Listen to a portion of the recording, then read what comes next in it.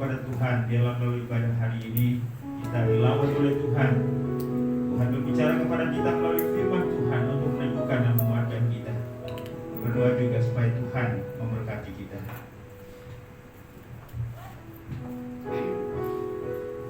Firman Tuhan dalam Mazmur nomor 149 ayat 1 sampai dengan ayat yang ke-6 berkata, Haleluya, nyanyikanlah bagi Tuhan nyanyian baru. Pujilah Dia dalam jemaat orang-orang saleh. Biarlah Israel bersuka cita atas yang menjadikannya. Biarlah Bani Sion bersorak-sorak atas raja mereka. Biarlah mereka memuji-muji namanya dengan tari-tarian. Biarlah mereka bermazmur kepadanya dengan rebana dan kecapi. Sebab Tuhan berkenan kepada umatnya. Dia memokotai orang-orang rendah hati dengan keselamatan. Biarlah orang-orang saleh beria-ria di dalam kemuliaan. Biarlah pujian pengagungan Allah adalah kerongkongan mereka. Haleluya. Mari kita angkat pujian, katakan, Ku masuk ruang Maha Kudus. Kita sementara berada di hadirat Tuhan. Mari dengan kerendahan hati, dengan kesucian hati kita menghadap hadirat-Nya. Naikkanlah penyembahanmu, naikkanlah pujianmu. Biarlah sungguh hari ini kita bisa menikmati persekutuan yang indah dengan Tuhan.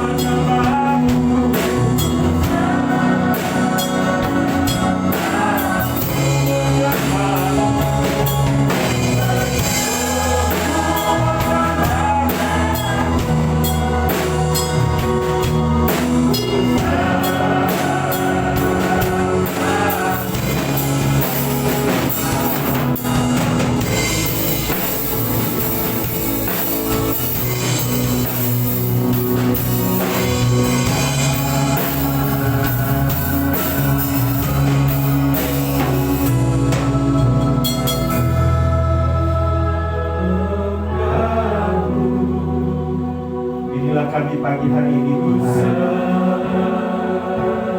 terimalah pujian penyembahan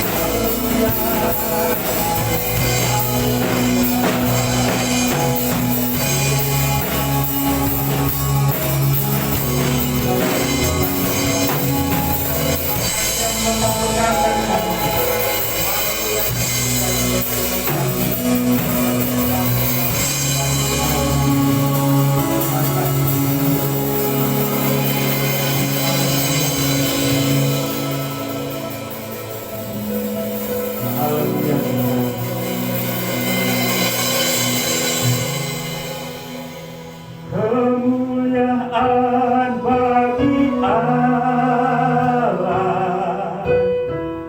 di tempat yang maha tinggi. Kemuliaan bagi Yesus, Tuhan yang memerintah atas segalanya, Raja segala. Katakan kemuliaan bagi Allah.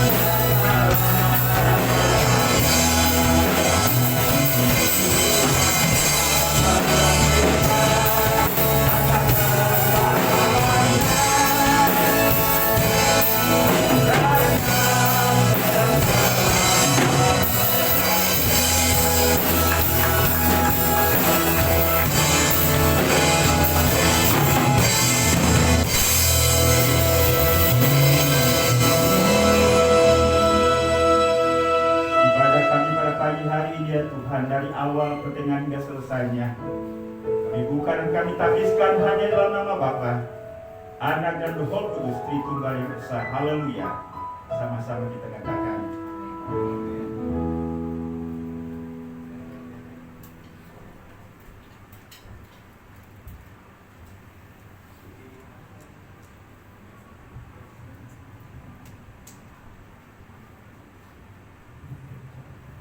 Saya mengundang jemaat bangkit berdiri. Kita lanjutkan ibadah kita. Kita angkat satu pujian, katakan tahun Yobel, tahun kemenangan. Kita sudah 15 hari ya melewati hari di tahun 2022. Puji nama Tuhan. Kita akan melanjutkan hari-hari bersama dengan Tuhan dengan kemenangan yang daripada Tuhan, yaitu tahun Yobel.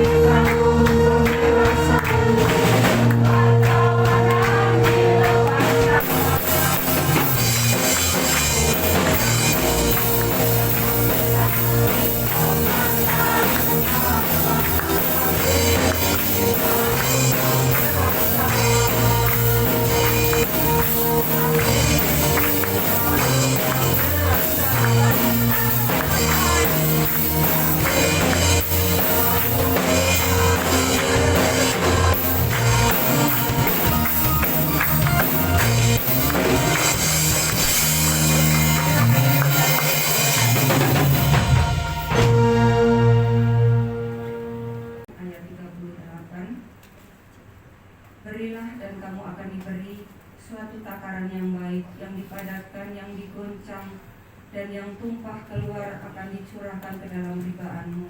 Sebab ukuran yang kamu pakai untuk mengukur akan diukurkan kepadamu. Saya minta Pak Eko untuk membawakan kantong persembahan. Sebelum kita meletakkan persembahan kita, mari kita saksikan.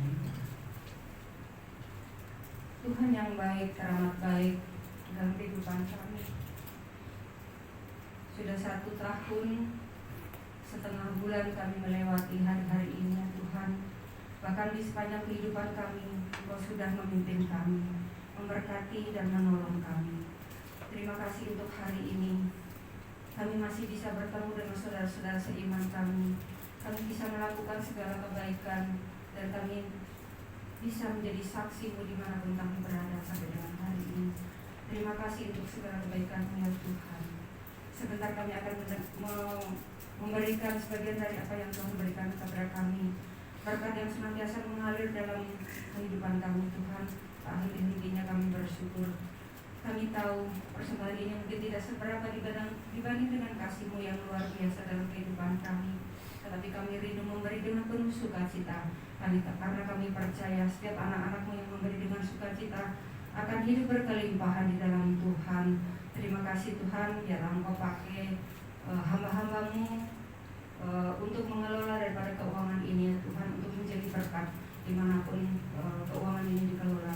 Terima kasih Tuhan, kami akan memberikan persembahan ini dengan pengucapan syukur di dalam nama Tuhan Yesus. Haleluya. Amin. Sambil persembahan dijalankan, kita nyanyikan di dalam buku Kemenangan Iman nomor 209. Kita angkat pujian nomor 1, 2, dan 4. Kewajiban yang mulia.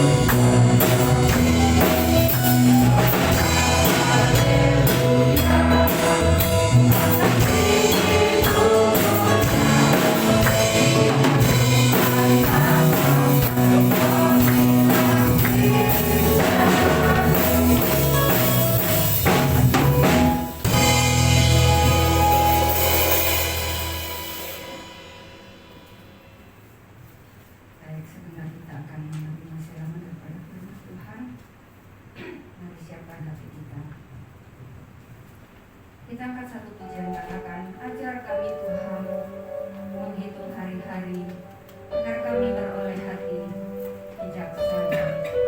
Mari saya undang jemaat Tuhan bangkit berdiri.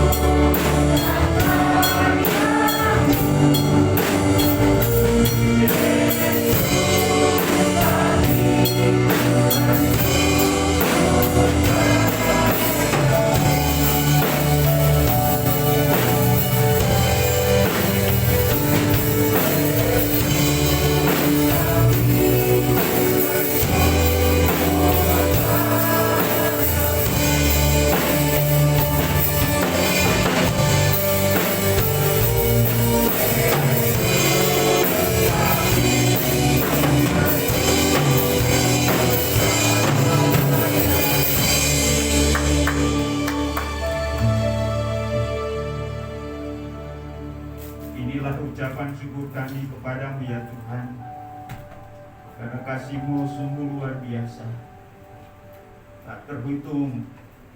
Kami tidak sanggup untuk dapat membayangkannya, tapi itu yang Engkau sudah nyatakan dalam setiap pengalaman hidup kami. Karena itu kalau kami ada sampai dengan hari ini, semua karena anugerah Tuhan.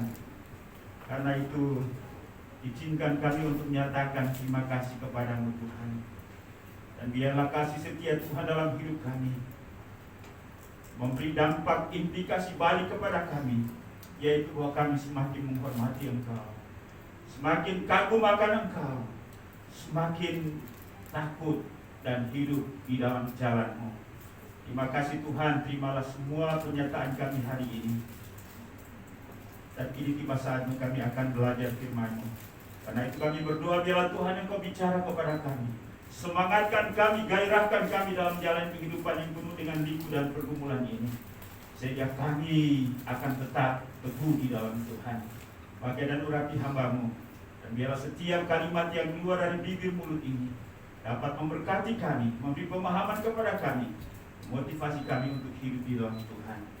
Segala kuasa setan, kuasa iblis yang mencoba untuk menghalangi dan mengganggu kami dalam bentuk apapun, sama-sama kami tolak di dalam nama Yesus. Dan biarlah Roh Kudus menaungi hati pikiran kami. Dengan sukacita pada hari ini kami menerima firman-Mu. Terpujilah nama-Mu ya Tuhan, adalah doa kami. Hanya dalam nama Yesus Tuhan dan Juru Selamat kami. Kami sudah berdoa kepada Bapa di surga. Haleluya. Amin. Silakan duduk. Baik, kita akan kembali melihat bagian firman Tuhan yang menjadi materi perenungan dan pembelajaran kita beberapa minggu ini, yang terambil dalam kitab Mazmur pasal 37 ayat yang ke-25. Kita akan baca pada bagian A saja, yaitu pada kalimat yang kami jorok sebelah keluar ya. Mazmur pasal 37 ayat 25.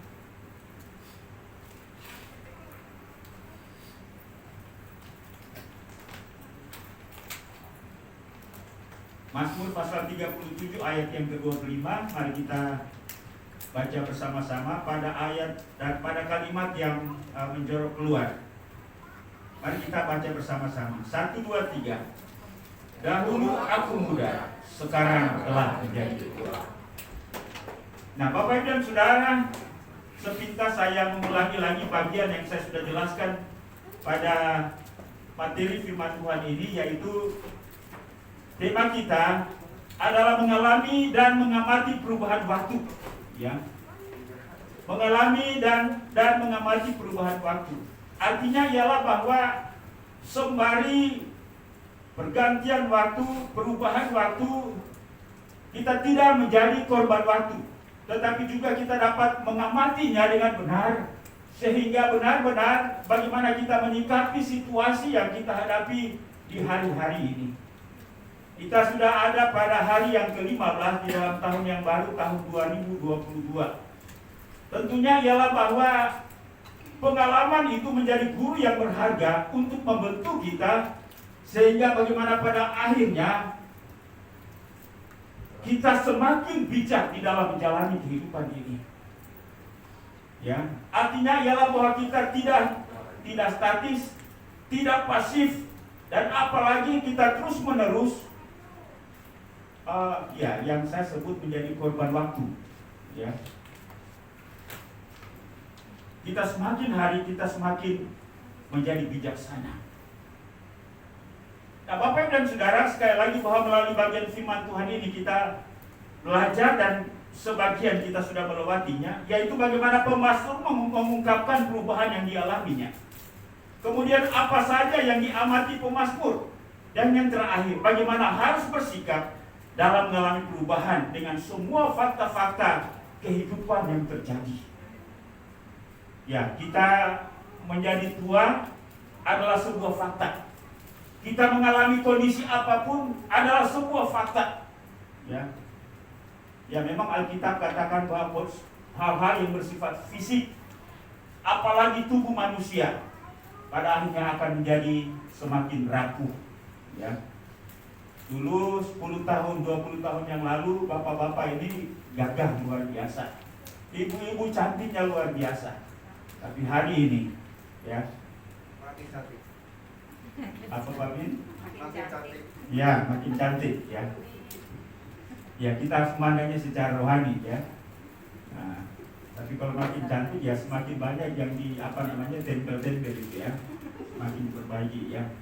Ya itulah sebuah fakta. Tetapi bagaimana pembentukan kehidupan rohani kita seharusnya tetap, bahkan itu yang saya setuju dengan Pak Bin, semakin luar biasa, semakin cantik ya, bukan fisik tetapi batinianya, manusia rohaninya. Nah, bagaimana pemazmur melihat fakta tentang perubahan waktu itu? Kita bisa lihat dalam pernyataan ayat 25 tadi. Dahulu aku muda, sekarang aku telah menjadi tua. Tapi sebenarnya ini fokusnya tidak kepada masalah perubahan fisik, tetapi memberikan sebuah pengalaman bahwa bagaimana kasih Tuhan tidak pernah meninggalkan setiap orang yang percaya. Bapak dan saudara, kemudian apa yang diamati oleh pemazmur? Pemazmur mulai melihat secara umum antara orang percaya dan orang yang tidak percaya kepada Tuhan, antara orang yang setia dengan orang yang tidak setia kepada Tuhan, yaitu orang fasik. Ya, orang fasik adalah orang yang tahu akan Tuhan, tetapi tidak mau menghormati Tuhan, tidak mau mendengar firman-Nya, tidak mau melakukan firman-Nya. Bahkan kecenderungan orang fasik adalah hidup dan bertindak sebaliknya dengan firman. Ya, mereka oposan terhadap orang benar. Mereka penuh tipu daya. Mereka merencanakan kejahatan. Mereka memiliki sikap yang buruk. Ya, bahkan mereka cenderung mau melenyapkan orang benar. Bagaimana hari-hari ini orang mengatasnamakan agama, ya, melakukan kejahatan. Nah, ini sebuah fenomena yang saya rasa bahwa kita perlu cermati, sehingga kita tidak menjadi korban situasi seperti itu. Bagaimana Alkitab, khususnya bacaan kita tadi, ya, dalam keseluruhan ayat pasal 37 ini, tentang perilaku dan tindakan-tindakan yang dilakukan oleh orang fasik ini, khususnya terhadap orang benar. Nah, melihat kondisi seperti ini, bagaimana tanggapan orang benar? Kita cenderung pesimis, ya. Kita menganggap diri kerdil. Kita merasa susah, ya. Nah, itulah sebabnya ya kadang-kadang dalam satu daerah, satu negara, orang-orang percaya menjadi sasaran intimidasi, ya, daripada orang-orang yang merasa diri benar, yang merasa diri mengenal Tuhan, ya. Tapi sisi lain juga bahwa orang benar tergoda untuk marah, tergoda untuk iri hati, tergoda untuk bingung dan tawar hati terhadap kehidupan yang telah dijalaninya dengan benar, dengan berpikir bahwa lebih beruntung orang-orang fasik daripada dirinya yang setia kepada Tuhan. Bapak Ibu, mari kita merenungkan akan kehidupan ini. Namun firman Tuhan berkata kepada setiap kita, jangan marah karena orang berbuat jahat. Jangan iri hati kepada orang yang berbuat curang. Bukankah kadang-kadang ini yang memenuhi hati dan pikiran kita? Bahwa ketika terjadi sesuatu yang kita anggap kesalahan, terjadi sesuatu yang kita anggap sebuah kejahatan, maka kita menjadi pengikut yang benar, pengikut yang setia terhadap contoh yang buruk. Ketika orang melakukan sesuatu yang buruk, kita juga melakukan hal yang buruk dengan berpikir, kalau dia berbuat seperti itu, kenapa saya tidak? Sehingga pada akhirnya mengubah kita yang tadinya memiliki pikiran yang tulus menjadi licik. Yang tadinya kita setia, kita berubah setia dengan menjadikan sebuah alasan bahwa yang membuat saya seperti ini karena dia. Firman Tuhan berkata, jangan marah karena orang berbuat jahat, jangan iri hati kepada orang berbuat curang. Alasannya mengapa? Firman Tuhan berkata, Sebab keadaan mereka yang kelihatan baik itu hanya bersifat sementara. Tetapi ketika kita mencontohi dan meneladani sikap yang buruk itu, dengan ikut-ikutan bersikap dan berlaku buruk, maka kita menyamakan diri kita seperti orang fasik. Dan pada akhirnya kita mengecewakan hati Tuhan. Juga kita mengecewakan orang-orang yang sebenarnya tidak punya kait-mengait dengan persoalan yang kita jadikan alasan untuk bersikap tidak benar.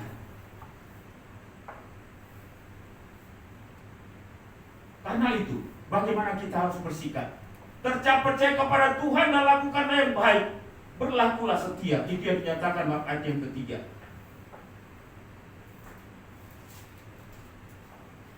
Percayalah kepada Tuhan dan lakukanlah yang baik. Bapak Ibu dan Saudara, saya mengamati, saya melihat, kita mengamati, kita melihat bahwa banyak orang yang berubah setia oleh karena sebuah kesalahan yang dibuat oleh orang lain. Kita tidak komitmen dan kita tidak konsisten dengan Tuhan yang tetap memberikan waktu kepada kita untuk berubah. Karena itu ini yang perlu kita sadari. Percaya kepada Tuhan dan lakukanlah yang baik, maka Tuhan akan bertindak. Ayat yang keempat berkata, dan bergembiralah karena Tuhan, maka Ia akan memberikan kepadamu apa yang diinginkan hatimu. Kita tidak bisa memungkiri bahwa karena situasi, karena orang lain yang tidak memuaskan kita, kita kehilangan sukacita, kita kehilangan kegembiraan. Mengapa? Karena fokus kita kepada situasi, karena fokus kita kepada manusia. Kita tidak memfokuskan diri kita kepada Tuhan yang akan menjadi hakim kita sebagai hakim yang adil. Karena itu pemazmur kembali menyadari, bergembiralah bukan karena A, bergembiralah bukan karena si B, manusia siapapun. Bergembiralah bukan karena situasi, bergembiralah bukan karena benda apapun yang kita terima, tapi bergembiralah karena Tuhan. Tuhan yang akan tetap meneguhkan kita. Tuhan yang akan tetap menyemangatkan kita untuk menjalani kehidupan rohani dengan benar. Bahkan dikatakan, serahkanlah hidupmu kepada Tuhan dan percayalah. Ini sesuatu yang sulit yang kadang-kadang untuk kita hidupi di dalam kehidupan ini. Berdiam dirilah di hadapan Tuhan dan nantikanlah Tuhan, karena Tuhanlah yang akan bertindak pada waktunya. Bapak Ibu dan Saudara, Yesus katakan bahwa penghakiman itu bukan nanti, walaupun memang puncaknya pada waktu semua makhluk berdiri di hadapan pengadilan takhta Allah Bapa. Tetapi pengadilan itu telah berlangsung hari ini, di kehidupan kita hari ini. Dan bagaimanapun sikap kita, bagaimanapun tindakan kita, keputusan-keputusan kita, Tuhan yang akan menghakimi dan mengadili kita. Saya mencoba untuk belajar mengamati dalam hidup ini, ya, tentang sikap gegabah berubah. Orang berkata bahwa ketika kita makan melakukan sesuatu tidak seperti makan cabai, ya. Makan cabai pada waktu kita makan langsung bentara pedasnya. Tapi Tuhan menolong kita, memberikan waktu kepada kita seiring dengan perjalanan waktu dalam hidup ini. Ada peristiwa-peristiwa yang terjadi yang Tuhan izinkan, di mana Tuhan sebenarnya ingin berbicara kepada kita melalui peristiwa-peristiwa itu. Tetapi jarang orang menyadari bahwa itu adalah bagian daripada Tuhan berbicara kepada kita untuk menolong kita menyadari sikap kekeliruan dan kesalahan kita, sehingga pada akhirnya kita terus melangkah jauh, meleset daripada arah yang sebenarnya Tuhan tentukan. Firman Tuhan berkata, berdiam dirilah, nantikanlah Tuhan, jangan marah, jauhilah yang jahat, dan tetap eksis dalam melakukan kebaikan. Firman Tuhan ini sangat jelas buat kita. Karena itu nantikanlah Tuhan dan tetap ikutlah Dia. Itu yang dinyatakan dalam ayat yang ke-34. Kita tidak perlu meneladani kehidupan orang fasik. Yang menjadi pertanyaan, mengapa kita harus bersikap seperti itu? Ya, kadang-kadang kita menempatkan Tuhan, kita menempatkan diri kita sebagai Tuhan, sebagai hakim, lalu menghakimi saudara-saudara kita, menghakimi orang lain.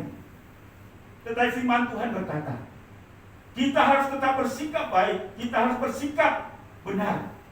Yang menjadi pertanyaan bagi setiap kita, mengapa kita harus bersikap baik?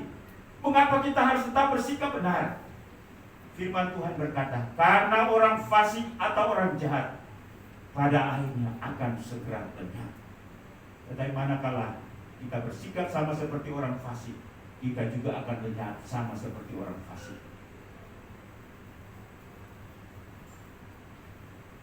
Yang kedua, karena kemarahan dan kekecewaan akan membawa kepada kejahatan. Kita ingat pada waktu Kain marah terhadap adiknya Habel oleh karena persembahan Habel diterima oleh Tuhan. Iri hati, kecemburuan, kemarahan mulai menghantui dan menguasai pikiran Kain. Dan pada saat itulah ia marah dan dia tidak dapat mengendalikan diri, sehingga dia mengambil keputusan yang sangat fatal, dan pada akhirnya ia membunuh adiknya Habel. Sikap dan peristiwa seperti ini tidak hanya terjadi pada Habel, tetapi juga pada orang-orang yang tadinya takut Tuhan, hidup benar, setia kepada Tuhan. Namun oleh karena kekecewaan, namun oleh karena kemarahan, akhirnya mereka melakukan tindakan yang tidak benar. Karena itu jika kita melihat sesuatu, melihat orang berbuat salah, mari kita kembalikan kepada Tuhan. Karena hanya Tuhanlah yang maha tahu. Kalau orang itu salah pada hari ini, kemungkinan kita pun juga akan salah. Amin Bapak Ibu. Karena itu, mari masing-masing kita berdiri di hadapan Tuhan. Tuhan punya cara dengan setiap kita. Tuhan punya waktu dengan setiap kita untuk mengubah mereka. Bahkan ketika malaikat Mikael dengan iblis bertengkar oleh karena mayat Musa, ya, malaikat Mikael tidak berani menghakimi iblis. Malaikat Mikael hanya berkata, Tuhanlah yang akan menghakimi engkau. Padahal oknum yang paling jahat di antara semua yang jahat adalah iblis. Malaikat Mikael tetap bersikap benar. Karena itu, ini menjadi contoh dan pembelajaran yang berharga bagi setiap kita. Sebab pada akhirnya orang jahat akan dilenyapkan, orang fasik akan dipatahkan Tuhan, dan orang fasik akan binasa. Karena itu mari mengejar kebenaran, mengejar kebaikan. Hidup dalam kebenaran dan kebaikan memang bukanlah sesuatu yang gampang.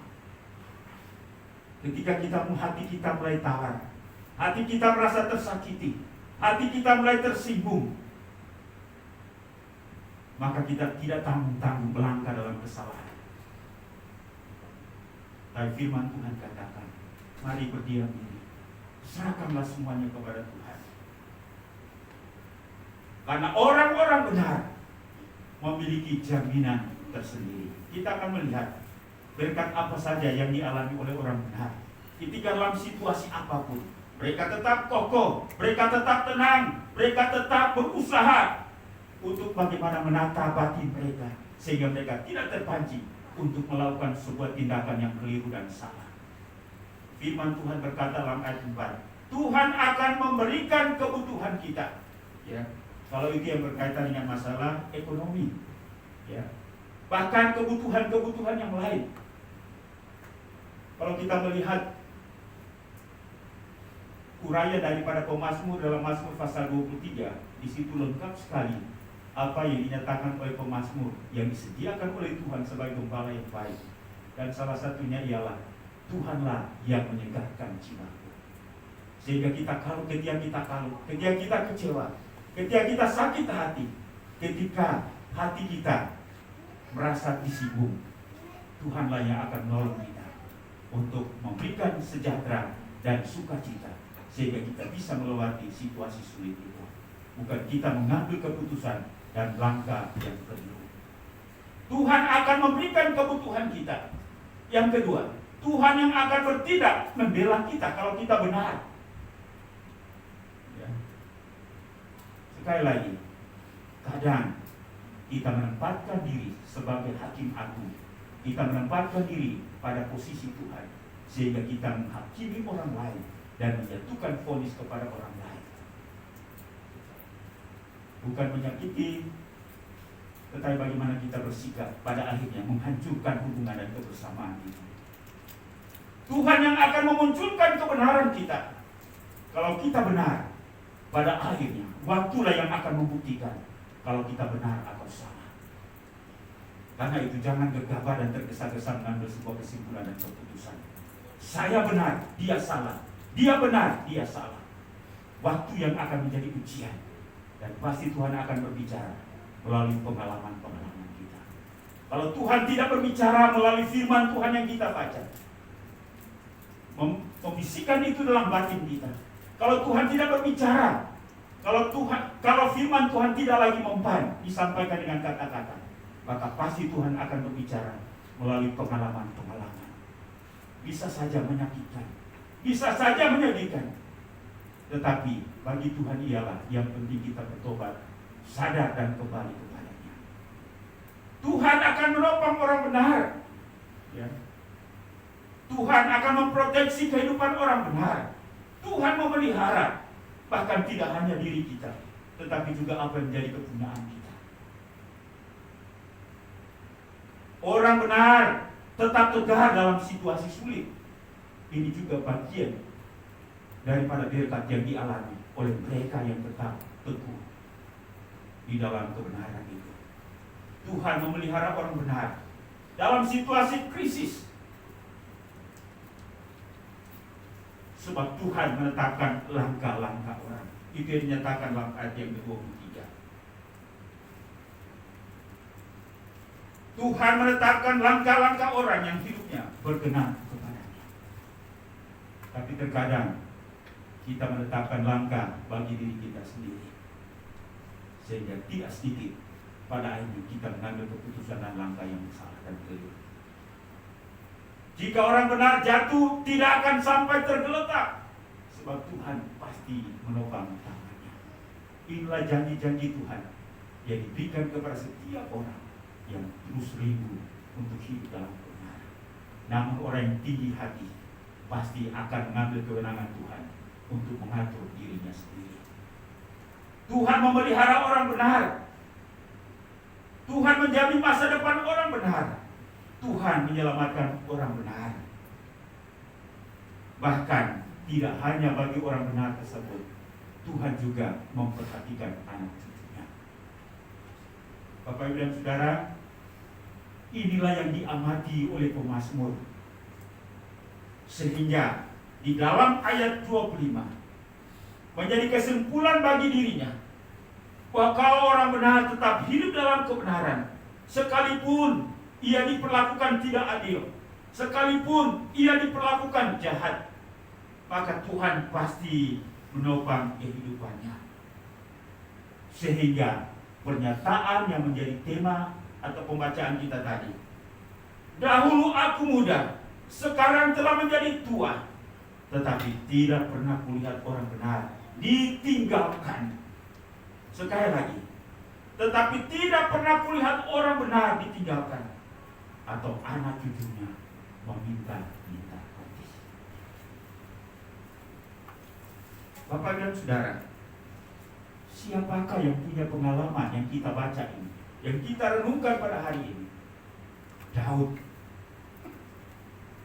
Coba kita melihat ke belakang tentang kehidupan Daud. Ketika pertama kali ia mulai muncul sebagai seorang pemimpin, Tuhan menyertainya. Tuhan menyertai langkah-langkahnya dan memberikan kemenangan demi kemenangan ketika ia berada di dalam perang. Saul, Raja Israel, menjadi cemburu. Akhirnya berinisiatif untuk membunuhnya. Daud melarikan diri. Kita tahu ada sebuah pengalaman yang saya sudah pernah khotbahkan. bahwa satu ketika Daud terpojok, ia berada di sebuah padang gurun dan di situ ada gua.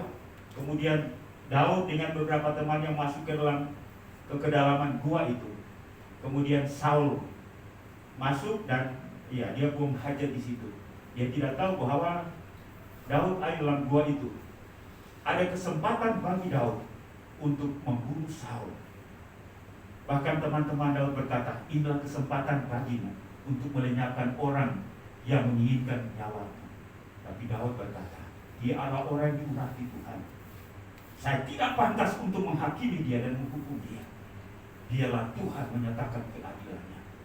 Kita tahu bahwa rancangan Tuhan terhadap orang benar tidak akan pernah meleset. Daud tidak menurunkan tangannya atas Saul. Dan kita tahu ending atau kehidupan daripada Daud dan Saul seperti apa. Daud menikmati hari tuanya, tetapi Saul mati di medan pertempuran.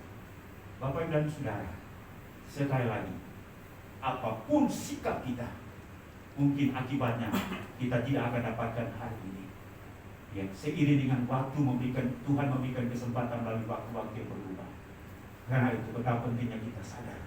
Dan mari kita menempatkan diri. Kalau sudah jadi orang benar, tetaplah setia dengan kebenaran. Jangan ikut-ikutan orang fasik. Karena pada akhirnya, orang benar yang pada akhirnya mengikuti orang fasik akan binasa bersama-sama dengan orang fasik. Amin Bapak Ibu. Masih ada 300 lebih hari yang akan kita hadapi. Mari, jangan hanya mengalami perubahan waktu. Jangan hanya menjadi korban perubahan waktu. Tapi mari kita amati dan mari kita bersikap benar terhadap perubahan-perubahan waktu. Sekali lagi, implikasi dengan perubahan waktu ini masih akan banyak terjadi. Tetapi seperti apa kehidupan kita sangat ditentukan bagaimana kita bersikap terhadap Tuhan. Bagaimana kita bersikap terhadap sesama. Bagaimana kita bersikap terhadap realita atau kenyataan hidup ini. Karena itu, marilah kita belajar untuk hidup bijaksana, hidup rendah hati, komitmen, dan punya konsistensi terhadap kebenaran. Tidak mengikuti perasaan, tetapi tetap berusaha untuk mengikuti kebenaran firman Tuhan. Biarlah Tuhan memberkati kita. Haleluya. Amin. Mari saja kita sekalian duduk berdiri.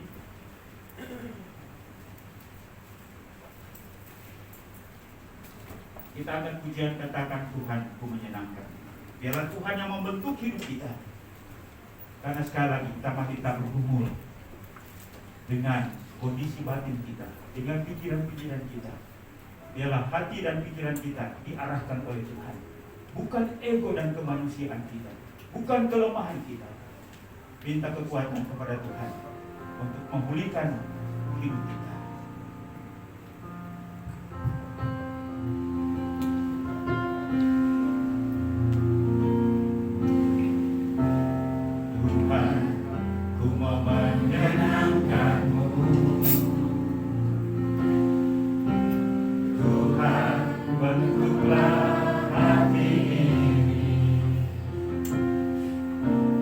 Jadi berjalan untuk hormat-Mu.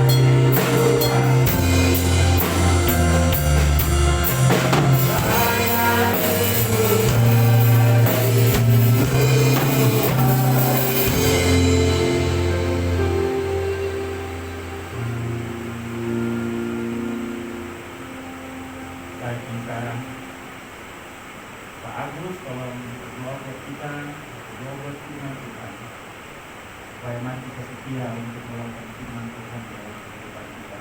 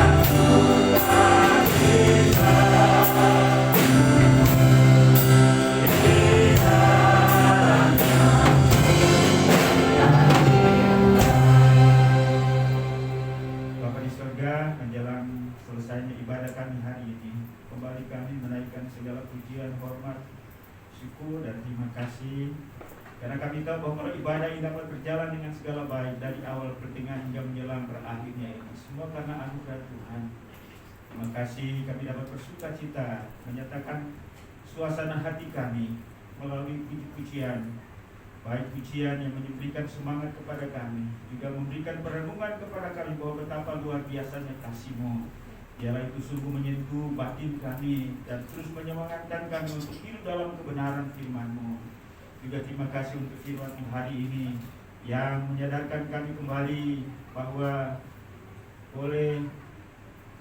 akan terus terjadi perubahan. Waktu akan terus terjadi, perubahan akan terus terjadi. Tapi kami akan tetap setia kepada Tuhan. Ajar kami Tuhan untuk selalu teguh dengan firman-Mu, melakukan firman-Mu apapun situasi yang kami alami. Jangan buat kami mudah menyerah, tapi peganglah kami erat-erat Tuhan, sehingga kami tetap kokoh kuat di dalam melewati situasi-situasi sulit. Kami tidak bersikap salah, melangkah salah, sehingga pada akhirnya kami tergeser daripada tujuan dalam hidup ini.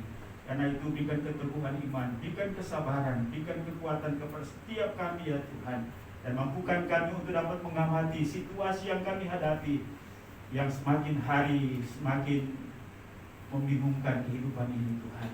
Tuhan terima kasih. Berdoa untuk seluruh jemaat Maturia dalam kehidupan mereka. Tuhan terus memberikan semangat, gairah dalam menjalani kehidupan. Kami berdoa, biarlah pemahaman pengertian kami akan firman-Mu semakin hari semakin bertumbuh. Juga ketaatan dan kesetiaan kami dalam melakukan firman-Mu terus terjadi. Dan dengan demikian kami dapat menjadi anak-anak Tuhan, hamba-hamba Tuhan yang setia kepada Tuhan. Kami berdoa untuk kehidupan rumah tangga, hubungan suami istri, anak orang tua, adik kakak, dengan siapapun, mampukan kami Tuhan untuk terus menjalin kebersamaan kami. Ya Bapa di sorga, kami juga mau berdoa Tuhan untuk jemaat-Mu dalam usaha dan pekerjaan mereka. Kiranya Tuhan memberkati sehingga usaha dan pekerjaan itu dapat menghasilkan ekonomi dan keuangan untuk dapat memenuhi kebutuhan hidup daripada seluruh jemaat-Mu. Yang berdoa buat jemaat yang mungkin sementara mencari pekerjaan baru, kiranya Tuhan Engkau tolong sehingga mereka dapat menemukan pekerjaan yang baru, pekerjaan yang lebih baik. Usaha-usaha yang mengalami masalah karena situasi yang dihadapi, Tuhan Engkau bantu, Engkau tolong sehingga usaha itu boleh bertumbuh, bahkan maju, dan nama Tuhan dipuji dan dipermuliakan. Kami berdoa untuk jemaat-Mu yang mengalami gangguan kesehatan, lemah tubuh, sakit, mari Tuhan Engkau hibur dan teguhkan mereka. Kami berdoa untuk hamba-Mu Pak Agus dengan kondisi penglihatannya. Mari kami mohon mujizat daripada Tuhan. Engkau memberi belas kasihan kepada hamba-Mu Pak Agus untuk hamba-Mu memperoleh jalan keluar agar dapat melihat dengan jelas lagi. Terima kasih Bapak. Kami juga mau berdoa untuk Adel yang kurang sehat. Mari Tuhan Engkau jamah, Engkau sembuhkan. Juga Bapak Ibu yang lain yang walaupun kami tidak menyebut nama mereka satu persatu, dan jika hari ini mereka sakit, mereka lemah tubuh, mari Tuhan Engkau jamah dan sembuhkan mereka. Bapa di surga, kami berdoa untuk istrinya Pak Yaman dalam persiapan untuk bersalin. Kami mohon Engkau tolong sertai sehingga pada akhirnya nanti dapat melahirkan dengan selamat. Nama Tuhan dipuji dan dipermuliakan. Bapa di surga, kami juga mau berdoa untuk pernikahan anak kekasih kami Alvin dan Ineke pada tanggal 19 Februari nanti. Kiranya Tuhan dahului segala persiapan-persiapan, baik itu untuk acara pemberkatan maupun acara keluarga, acara resepsi. Kiranya Tuhan tolong berikan kesehatan kepada kedua anak kami ini, sehingga mereka dapat mempersiapkan diri nantinya. Keluarga kedua belah pihak, Engkau memberkati mereka, sehingga acara yang dapat berlangsung menjadi sebuah tanda untuk kehormatan dan keagungan bagi nama Tuhan. Ya Bapa di sorga, kami juga mau berdoa Tuhan untuk anak-anak kami yang bersekolah. Mohon hikmat akal budi, kemampuan dan kesanggupan untuk belajar, baik pada tingkat TK, SD, SMP, SMA, bahkan perguruan tinggi. Tolong anak-anak kami juga supaya mereka bisa selesai tepat pada waktunya. Mereka memperoleh pekerjaan, profesi, dan dengan itu mereka dapat menata kehidupan masa depan. Anak-anak kami yang sudah saatnya menikah, kami serahkan dalam tangan. Mungkin ya Tuhan menyiapkan mereka teman hidup yang seiman dan sepadan, yang akan mendampingi mereka menjalani kehidupan ini seumur hidup. Terima kasih Tuhan. Kami juga berdoa untuk seluruh jemaat-Mu dalam segala pergumulan apapun. Kiranya Tuhan Engkau tolong hibur teguhkan mereka, bahkan Tuhan memberikan solusi atau jalan keluar terhadap situasi yang mereka hadapi. Ya Bapa di surga, kami berdoa untuk jemaat ini, masa depan daripada jemaat ini kami serahkan ke dalam tangan-Mu. Ya Tuhan, tolong kami agar kami dapat memajukan pelayanan ini dengan semangat kerjasama yang baik. Bapa di surga, kami juga berdoa untuk Gereja Kemajuan Indonesia, daripada tingkat pusat, wilayah, daerah sampai ke gereja-gereja lokal. Tuhan Engkau memberkati, pakai gereja ini menjadi sarana atau alat untuk menghadirkan shalom Allah di tengah-tengah dunia ini dan memenangkan banyak jiwa sebanyak mungkin. Kami berdoa untuk kerjasama dengan gereja-gereja lain. Tuhan tolong pemimpin-pemimpin kami agar mereka dapat bekerja sama dan Indonesia ini dapat dimenangkan bagi Tuhan. Kami berdoa untuk penginjilan dalam negeri, luar negeri, penginjilan di kota, di desa. Berkati hamba-hamba Tuhan yang ada di garis depan, berikan kekuatan iman kepada mereka untuk terus memiliki semangat walaupun mengalami berbagai tantangan dan pergumulan, dan mereka tetap setia kepada Tuhan. Bapa di surga, kami juga berdoa buat pemerintah bangsa dan negara kami. Berkati presiden, wakil presiden, para menteri. Kami berdoa untuk jajaran pemerintahan dari pusat sampai ke daerah-daerah, semua lembaga tinggi negara, TNI, Polri, bahkan para dokter relawan yang saat ini sementara menghadapi COVID-19 ini. Tuhan Engkau tolong supaya bangsa ini keluar dari situasi ini dan dapat menghadapi kehidupan yang normal. Dan nama Tuhan dipuji dan dipermuliakan. Gereja Tuhan memberi kesempatan untuk mewartakan Injil Kristus Yesus, dan banyak jiwa dari bangsa ini dapat dimenangkan. Bapa di surga, kami bersyukur juga untuk berkat-berkat secara keuangan, dan hari ini jemaatmu telah memberi sebagai wujud ucapan syukur, tanda sukacita, tanggung jawab pengelolaan terhadap keuangan atau berkat-berkat Tuhan, baik persembahan persepuluhan, persembahan ucapan syukur, persembahan kolekte, janji iman. Tuhan melihat semuanya ini. Biarlah ini Allah merupakan isi hati kami kepada Tuhan, dan Tuhan akan membalas dengan sukacita seluruh jemaat yang sudah memberi dengan sukacita. Inilah doa kami ya Tuhan. Kami sadar sungguh bahwa banyak hal yang berkaitan bahkan menjadi kebutuhan kami, namun tak tersebut dalam doa ini. Saya berdoa kiranya Tuhan yang menyempurnakan doa kami dan mengerjakan jauh lebih besar apa yang kami doakan. Dan biarlah nama Tuhan dipuji dan dipermuliakan. Inilah kami ya Tuhan. Kami kembalikan segala kepujian, kehormatan, kemuliaan hanya bagi Tuhan. Bapa, terima kasih. Bapa, terima